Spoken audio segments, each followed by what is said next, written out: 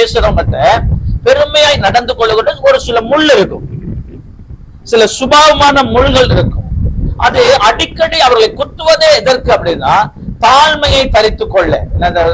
என்னங்க இவர் போய் ஜெபம் பண்றார், வேண்டிக் கொள்ளுகிறார். ஆனா சொல்றாரு, கர்த்தர் சொன்னாரு, இந்த முள்ளை நான் உன்னை விட்டு எடுத்து போடுவேன், இந்த முள்ளு உன்னை விட்டு நீங்கி போட்டு போகும் அப்படி சொல்லாம, அந்த முள்ளு உன்கிட்ட தான் இருக்கும், ஆனா என் கிருபை உனக்கு போதும். அல்லேலூயா. அந்த சொன்னது புரிஞ்சுதா? அந்த முள்ளு உன்கிட்ட தான் இருக்கும், அந்த முள்ளு விலகாது, அந்த முள்ளோட தான் நீ வாழ்ந்தாக வேண்டும்.